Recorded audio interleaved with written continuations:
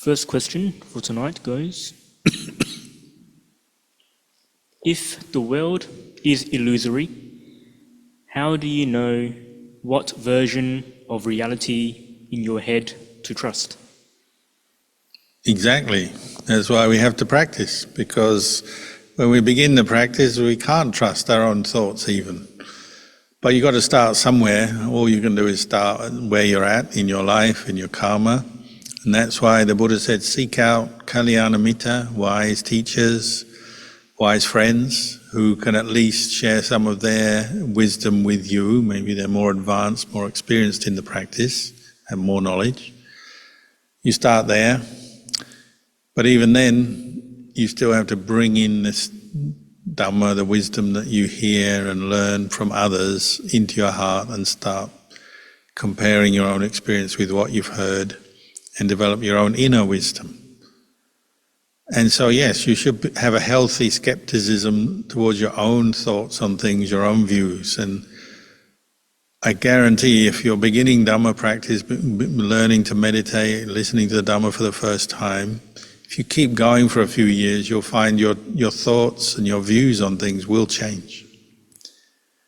Your behavior will change. The way you do things, the way your values will change. You'll see that things that you used to neglect or think were unimportant will gradually become important. And things that you used to think were very important will gradually become unimportant. You change through the practice, and that includes the way you think, your beliefs, your views.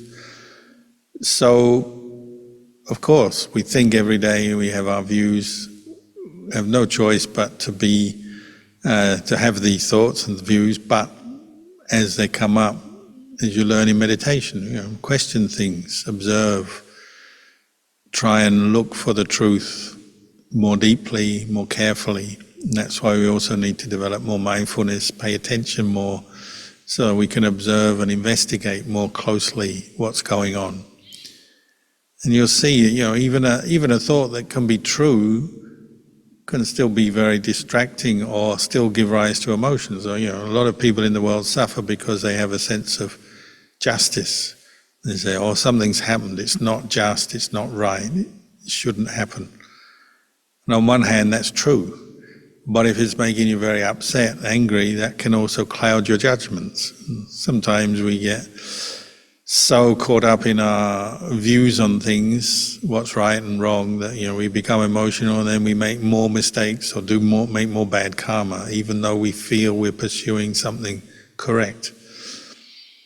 So sometimes we have to pause and look at what we believe, what our thoughts are saying to us, and they may be correct or maybe not. The best way to assess your mind and learn from your mind is establish one-pointedness, samadhi. When the mind becomes still, you have the best chance of seeing things the way they are, in an unbiased, unblemished way. When the mind is still moving around, there's a lot of thought, and you're attached to your thoughts, and you're lost and confused in your thought. It's very hard to know the truth, because there's so much movement going on. So it's just like coming back to water. Today we were emptying we have a big dam, big pond here, and we also have a set of smaller ponds which are drying up because we're having a drought here in Australia. Not much rain. So we release water from the big dam into all these little ponds, and the water comes out, it's all muddy. It's coming from the bottom of the dam, and the little ponds start filling up with this muddy water, so you can't see anything because it's all muddy. But then, once they're filled, the water stops moving, we turn the taps off, and the water just sits there, all the mud goes to the bottom, and then you can see nice clear water like before. Your mind is like that. Before you can really see the truth of the way things are in your own body, your own mind, you have to let the mind settle down, become still, bring up the mindfulness, the samadhi. Then you can really look and see, and you maybe can believe what you see because you're seeing clearly. But at first we have to be a bit careful, because our mind fools us, tricks us all the time.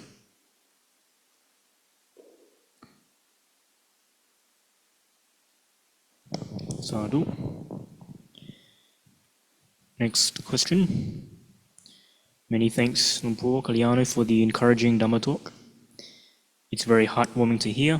It's timely when I am searching for some answers. Sadhu. I have a question. Is it true that when one keeps falling sick, or family members falling sick in this life, could it be that in the past one could have committed harm to others in past lives? I've been reviewing about what could be the cause that resulted in one falling sick so frequently this life, and not to dwell into the past life, for instance. The thoughts have been surfing to me, going like this. Bad karma could be arising in the here and now. I need to accept it and count on with my every blessing to counteract it. For instance, bringing up mudita, that I can have time to rest and take rest, how fortunate I am. Is this too a right view? Thank you, Lumpur, for your guidance, and wishing you well. Well, if it helps, yes. Probably most useful, focus on the present moment, like you say. Seems many people, particularly Buddhists, will start blaming themselves when they get ill or have injuries, and they say, oh, I've done so many bad things in my past life, and they kind of become a bit negative and self-blaming. That's not very useful. One, because you don't know. If you can't remember your past life, you don't really know what you've done. You're only guessing, and you may be guessing wrong. And another is that, in the present moment, there's no point adding to your problems by making yourself feel depressed or developing self-aversion. Because you're dealing with illness or injury, you need your mind to be in its best state, don't you? So you need to set aside that way of thinking and just focus on cultivating good qualities in the present moment with what limited strength you may have. If you're ill, yes, it's a challenge, but you have no choice. You still have to train your mind with it. And who knows, sometimes illness, injury, old age as well, can speed up the process and you get wiser and go closer to Nibbana. Because when you're healthy and everything's going well, you tend to become complacent and can't be bothered practicing the Dhamma because you don't see any real need for it. When we're healthy and strong, we like to go and do all those things that we enjoy and travel and make money and do this and do that. And the last thing we want to do is meditate and listen to the Dhamma, if we're honest, I think. So a bit of illness, I know is not what anyone wants, but actually it can stimulate a lot of effort in the practice. Makes you think about your life more deeply. What is the purpose? Why am I here? Makes you try to be more mindful, makes you see the value of training your mind, because when you're ill you often have a lot of negative thoughts, worries and aversion and so on. So people often try harder in their practice when they're ill. It's not that you want to be ill, but if it happens, use it to your advantage. This is suffering coming along, so try to establish your mind in mindfulness and reflect on this suffering. And trying to see it more impersonally might help. If it's, I'm ill, I'm a bad person, I must have done something bad before, you're always seeing it from this self-view, then of course it seems to make things worse. I would suggest try to be more equanimous, more mindful, and just accept, well, there are these symptoms, maybe you have pain, discomfort, certain physical conditions you're dealing with. Just try to be mindful of them, mindful of the feelings, mindful of what's going on, and mindful of the mental states that it stimulates, and work with all of that. Try to establish mindfulness, try to keep your sila, practice mudita by all means, and contemplate maybe the impermanent nature of feeling, how painful feeling comes and goes. Often when we're ill, we get locked into a fixed view that I am ill, I am suffering, I have pain, I have this, I have that. But as you become more mindful, maybe you notice, well, the pain comes and goes. It may not be there all the time, or sometimes it's worse, sometimes it's better. you can do funny things sometimes. Say you're ill and you have a certain part of the body that's in pain. Maybe just try sending your attention to another part of the body that feels very neutral. You go, oh, okay, my head aches or my heart aches, but other parts of the body don't. Or there may be times of the day when you feel better and you get to know that, oh, in the morning I feel stronger, and so then that's a time I can maybe do a bit of meditation. In the evening I'm worn out, I can't. Or maybe in the evening you feel good, in the morning you can't. Learn about yourself, learn about your body, the feelings, the mind, the objects of mind, so you can employ satipatthana very well when you're ill, to the best of your efforts. Of course, it's tiring, it's difficult, but do your best. Sadhu Luang Por. Next question.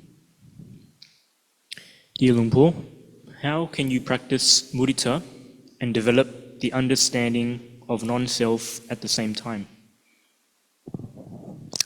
Well, focus on the qualities of mudita, the joy, the peace of mind, the factors, even the concentration, the samadhi, the factors of samadhi that come up, and contemplate, oh, well, even these are impermanent, even these are not a self, they're mental states that arise through conditions, the effort you make in the practice, the way you are using your mind, and then they pass away. And sometimes you're developing mudita, sometimes you're not. So you may be able to reflect on the impermanence of it all.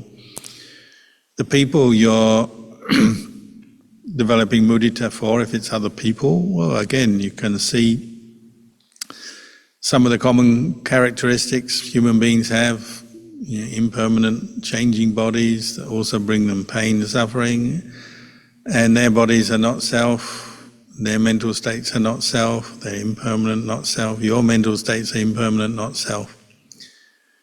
So you use mudita first of all as a healthy way to develop your mind, as a way of thinking, or an attitude, we might say. We call them sublime attitudes, to develop samadhi and a wholesome state of mind. But then you can develop wisdom from that, what you might call vipassana. So mudita can still be the object for vipassana meditation, just as any other meditation object can be. And the peace, the piti, the sukha, the one-pointedness, you're also reflecting, this is not me, this is not myself. If we don't do this, what happens? Well, you may develop the sense I am one with mudita, and it becomes like an attribute, a personal attainment. I have mudita. I am the one with mudita. I have got more mudita than the next guy. So even Brahmaviharas can be a basis for self-view, attachment, and you're kind of back to square one, aren't you? If you're saying, I've got more mudita than the next guy, it's like, what's the point of developing mudita if you're thinking like that? And yet we'll do it because we have a sense of self, ego, conceit. So you have to investigate it, just like any other aspect of Dhamma practice. You investigate it and see it's not me, it's not myself. It's a skillful quality of mind that doesn't have any owner. It's something you can develop, but it's not a person, it's not you, it's not a being. It's just a quality you can have, and it's appropriate in certain situations. So, I'm an arahant who has no more attachment to the idea of self, no more self-view, no more conceit, can display mudita, but it's done without attachment. Sadhu. Next question. Hi Ajahn. May I ask if having psychic abilities indicates that a person has reached a certain level of jhana? Thank you, Ajahn. It may do, but it doesn't have to. Upajara samadhi, what we call access concentration, pre-jhana concentration, can also be a basis for having some psychic ability. They also say the influence of devas or other beings on a person can give them psychic ability. People have premonitions, some people become mediums, and so on. It's not always a guarantee that person has developed jhana. It's actually very difficult to develop what we call the abhiññā, the psychic powers as described in the suttas. It's very difficult to develop them, usually based on fourth jhana, but it doesn't mean to say if one hasn't attained fourth jhana, one won't have some psychic ability. But it's difficult. It's a skill, and it takes time, effort to develop. But if somebody has been doing that in a previous life, or maybe their psychic ability comes through in this life quickly or more prominently. But as I said, some people don't attain jhana, but they can still have some psychic ability. Sometimes it's just occasional kind of flukes or random psychic ability just pops up. Sometimes it's the influence of others, other beings. There's a few different causes and conditions here, so it's hard to generalize, I would say. And probably very importantly, there's a lot of people who think they have psychic ability and they don't. There's a lot of imagination out there and guessing and thinking maybe this is psychic ability when it's not.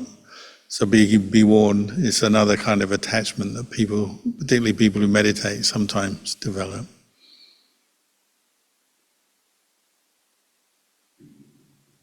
Sadhu Lumpur.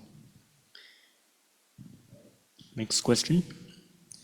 Is it advisable to practice any one or all four of the Brahma Viharas while doing breath meditation? Thank you. Well, strictly speaking, you can only have one object in your mind at any one moment. So you would either be with the breath or with metta, or with the breath or with mudita, and so on. But what you find is any meditation object, such as the breath, is helping you to abandon the 5 hindrances, one of which is aversion. So if your mind develops mindfulness and then samadhi from, say, breath meditation, you will naturally incline towards the 4 Brahma Viharas. But you may not be consciously developing them, but they'll be kind of there, ready to be present because you've abandoned anger temporarily when you're successful with your breath meditation. So they go hand in hand, but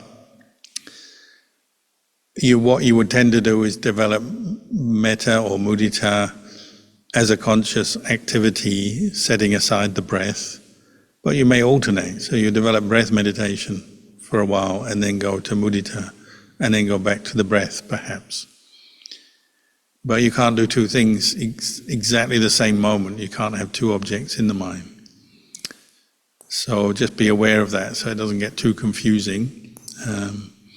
But it may go very well that you meditate on the breath for a while and then move on to mudita perhaps.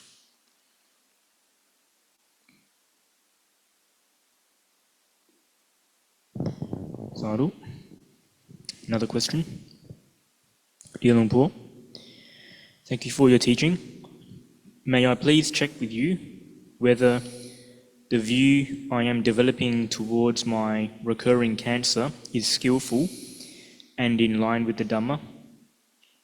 So far, my cancer has come back twice, always new and in the same area.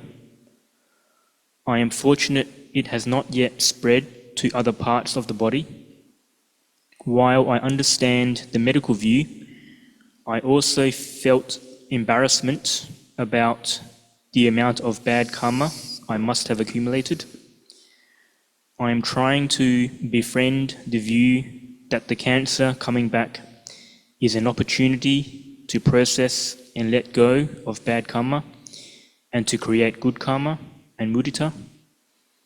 Looking at it in this way helps soften my fear of the future. Sorry for this long question, and thank you for your guidance, Lumpur. Well, you have my sympathy with your illness. And as I was saying earlier, it's very common that we sort of react in this way. We get ill, especially if it's recurring illness, and we keep thinking, what did I do? I must be a bad person to deserve this. I must have done so many bad things. But really, if you follow the Buddha's teachings, we've been born and died so many thousands and millions of lifetimes. We've all done good and bad things many, many times. We're all good people, we're all bad people. Good and bad is kind of very relative. So I wouldn't dwell too much on the past, other than what I found useful, and I think many people find useful, just the general theme that, well, we probably have hurt other beings, humans, animals in the past, made bad karma. Perhaps this is the underlying cause for this cancer that's returning. Quite often it is, there may have been an individual, or maybe many times we've hurt or killed beings or animals, and it's coming up in this way now for us. So to spread metta and share merit, make merit through dana, sila and bhavana, and then dedicate that to beings who may have hurt and harmed in the past. You don't know, you can't remember, so it has to be a fairly general aspiration, this. But it's a dedication of merit to those we've hurt, if that helps. Because the other thing is, with an illness that's often quite intense, like cancer, we need to relax. We need to develop more and more wholesome states of mind. You might quite naturally be worried, like you say, you're worried about the future, you have anxiety, you're stressed. You want to try and deal with the stress as best you can, because that'll only make things worse. Stress doesn't have a good effect on the body. It will affect the body. So if you're dealing with cancer, you want to try to relax and let go of your stressful thoughts as much as possible. So meditation can certainly help. If you've done it before, all the better. Developing mindfulness, steadying the mind, calming the mind, letting go of the more negative thoughts will help, hopefully, to bring you some peace, even though you're facing maybe pain and difficulty. And also doing other good things. You're practicing charity, dana in different ways, listening to the Dhamma, reflecting on the Dhamma. There are quite a few things you can do to help your mind develop this sense of well-being and relaxing within the problem of dealing with cancer. And of course, developing mindfulness, also reflecting, the cancer is not self, it's various symptoms, painful feelings coming up in the body. The body is not self. The body is made up of 4 elements. They are not self. Some people find this a very useful way to investigate, to help reduce the sense of attachment and identification with the illness and the symptoms of the illness, reflecting on not self. Other reflections are on impermanence, say the changing nature of the cancer, like you say, it's been and then it's gone away and then it's come back, it's impermanent. If it's gone away before, maybe it'll go away again. The pain probably comes and goes, it's not constant. It may be more or less. So reflecting on the 3 characteristics of anicca, dukkha, anatta can be a very skillful way to deal with an illness like cancer. So try to stay close to the Dhamma, do good things, think good thoughts, relax yourself, calm down, and hopefully things will improve for you. At the very least, your state of mind can improve, even if the body is not doing so well. Your job is to work on your mind. The doctors will help you with your body, that's their job, but you have to work on your mind. So try to keep your mind in a wholesome, skillful state, with a sense of ease and well-being as much as you can. Sadhu Lumpo. Next question. Lumpo, how can I use mudita to lessen my desire for recognition in the workplace? Well, try to practice it, when you do something good or things are going well, have mudita for yourself. When other people are doing well, try to see that's also good for you, because maybe their job will help the whole company or the whole job that you're doing improve. Try and see that relationship between us and others, and that anything we or others do may be good for the whole team or the whole group. So we should, you can practice that, and then you're sharing in the happiness of their success. There's still something good in it for you. You can still be happy. And maybe as you practice mudita, just like when you practice metta as well, this sense of self and the obsession with self, like you say, desire for recognition, starts to subside. You see they're the same as me, I'm the same as them, they're doing well, they have success, good. If I have success, good. In the end, there's something similar between us and other people. There's something we can appreciate in both of us. So the sense of being an individual, the differences with others, the competition starts to dissolve the more you contemplate in this way. So sometimes you have to work at it, don't you? You look for the good and look for the opportunities to practice mudita in daily life. Sometimes we verbalize it. So praise people, talk about their good points, encourage them. It can teach us something when we do that. If we just do it internally, sometimes it's not strong enough, is it? We can say, I have mudita for them, but do we really? Maybe we think we do, and maybe there's still some grudging, competitiveness, jealousy there. So sometimes maybe we say something or do something that expresses mudita. It's a skill you have to develop, isn't it? You have to work at it.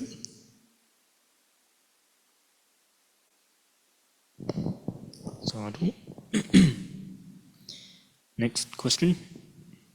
Dear Luang Por, is mudita also seen like always seeing strengths in others? I always like to apply the strengths perspective as one of the foremost helping qualities as I face difficulties or bring out the best qualities in others. Also, I am mindful that this strengths perspective should be applied in a truthful speech and not lying, for instance, trying to boost others, bootlicking, etc. However, others do it. However, others sees it like it do. Is this the right view too? Thank you for your guidance, Luang Por.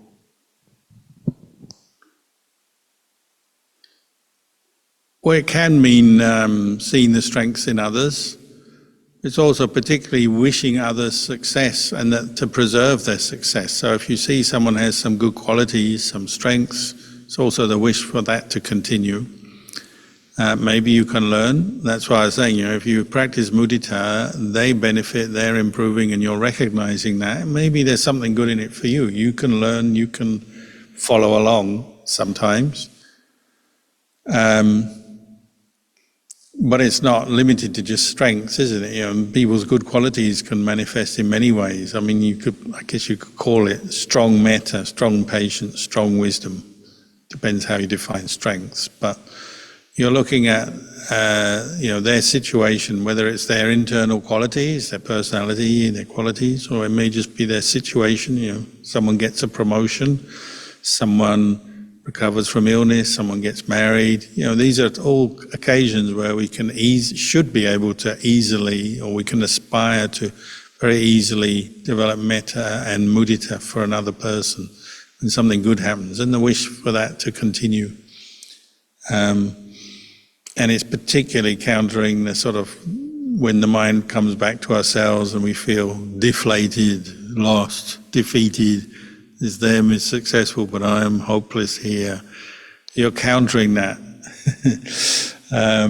So sometimes we have to learn how to develop mudita for ourselves even when things are going badly for ourselves. There's still maybe some mudita in there to be recognized. You just have to work at it.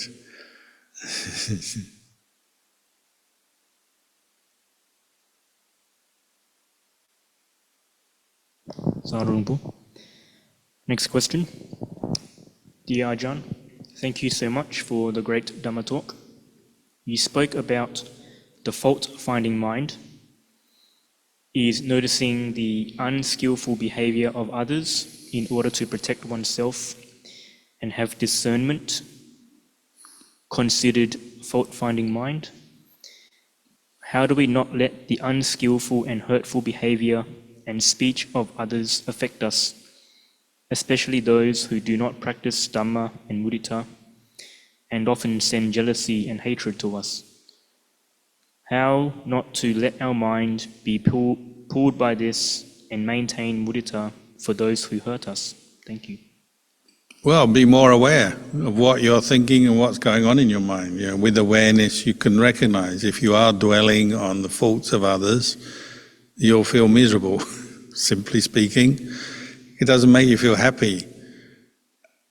That's different than just recognizing, oh, this is a behavior that leads to suffering, this is a fault, this is a breaking the rule of some sort, or not following sila. You can recognize negative qualities, faults in yourself and others, but with mindfulness and wisdom, you don't have to dwell on them, get stuck there. You're just learning, and we're all learning. So there's a difference, isn't there? Your fault-finding mind is just as a habit. You're always finding fault, and it tends to make you have a very negative outlook. Maybe always feel depressed, unhappy. That's different. So mudita may help there, cultivating mudita to look for the good in oneself and others to counter the fault-finding mind. But number one quality in all situations is to be more mindful, more aware. So then you can see or get to know what's going on in your mind. Because often we don't even realize what our mental habits are to start with. We're just following them, and maybe other people notice, but we don't notice. As you start to meditate, you do become much more aware of yourself, what's going on. And you may catch your mind and see, oh yeah, there's this habit, I keep thinking in this way, and maybe it's making me very unhappy. Perhaps there's something I need to change here. So sometimes we experiment. So we could experiment developing mudita or another quality, but as you become more mindful, you'll see where you need to change, improve, let go, and so on. And it's a learning process. Sometimes it takes time, so you need to be patient. But as long as you keep learning, you're open to learning from your experience, and you keep developing mindfulness, then you've got a chance to change what's going on.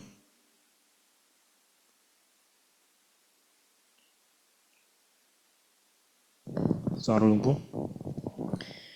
Next question. Dear Ajahn, may I ask, how can I transform aversion into a positive thought? Thank you, Ajahn. Well, just having that aspiration, you notice aversion and you know this is leading to suffering, I better find a way to let it go. That's already positive, isn't it?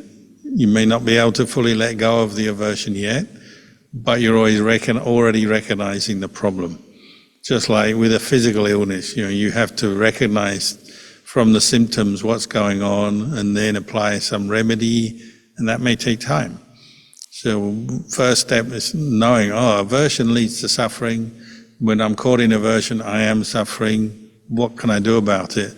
As you become more and more aware, your heightened awareness gives rise to some wisdom and understanding, and you may start to see, I need to develop more mudita or more metta perhaps. And also you may see where you're just clinging to a certain habit of thinking that's leading to aversion or coming from aversion. And you might have to teach yourself, stop doing that. It's like, say you have a scab and your habit is to keep scratching it because it's itching, and then you scratch the scab off and then it gets a wound and it gets infected and things get worse. So you have to learn not to scratch your scab. You're getting aversion coming up. Well, partly that's just old karma, old habits. But now you're saying, if I keep holding on to this, it's going to get worse. It's going to fester. It's going to get mentally infected, as it were.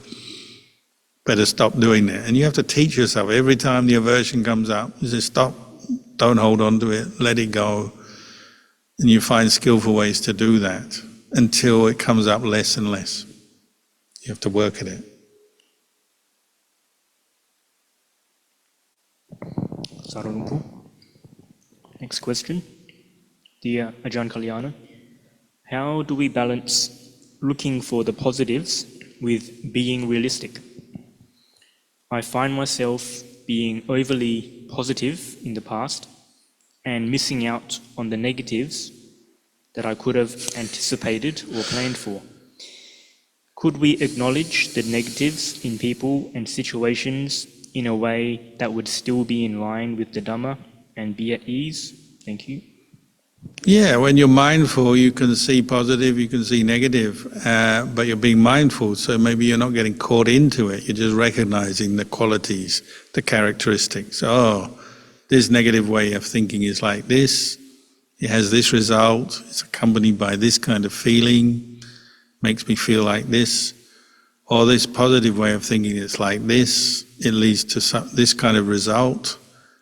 You get to know better and better the way you think, the different qualities. You know, we might say wholesome and unwholesome, kusala, akusala. You get better at it, more skilled at it, sharper, quicker.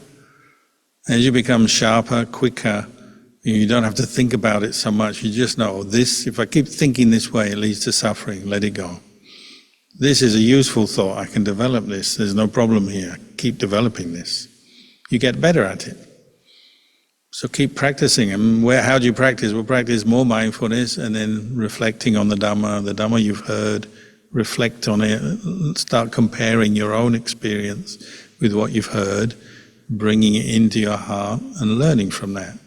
You have one main goal, which is to reduce the suffering in your life by removing the causes for suffering. So that's your general goal, is to identify where am I causing myself suffering, usually by holding on to negative thoughts in one way or another. Recognize that and let go. Practice patience, mindfulness, develop all the positive qualities to help you do that, and then keep doing it.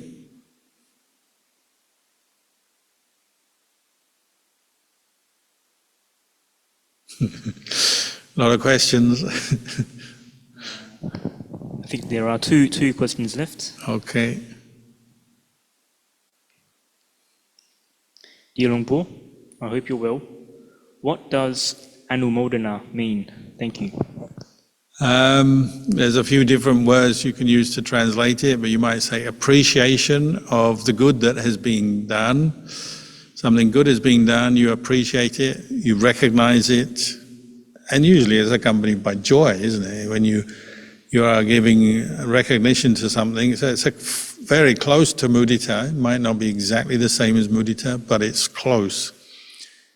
So when you anumodana, in Thailand, you anumodana, you go sadhu, meaning all is well, or that's good. As a monk, when we give a blessing, we call the blessing the anumodana. So somebody's done something good, they've made an offering, they've done some kind act. You give anumodana blessing for that, recognizing the good and appreciating it, knowing this will be a cause for their happiness and wishing them to have that happiness. Sadhu. Another question. Dear Lumpur, what does it mean if someone can see a white light coming from someone's heart center? It's a positive thing. Usually it could mean they're on fire. Depends what's causing the white light. If we're talking about a mental thing, then it's usually a sign that person's mind is in a wholesome state. There's something wholesome happening. Your mind is in a wholesome state. Your mindfulness is improved at that moment, so you may notice an aura or a speck of white light. These things happen. Or if they're, they've got a heat pack on, or maybe they're going up in flames, we better help put the flames out. But if it's just a white light, mental thing, that's usually a positive sign, as opposed to a black light or a black, grey, black kind of cloud. It's usually a sign of some unwholesome karma ripening, not so good, not so positive. Sarah Luang Por. Are there any questions left?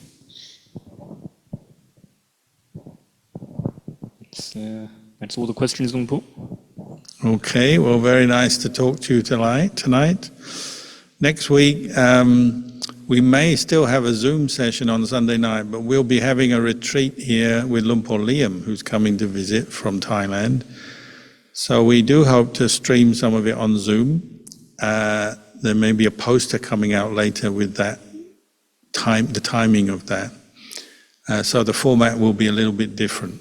Anyway, hopefully we can update you from the website or the Facebook or any other social media. We'll try and update you with what the actual program is.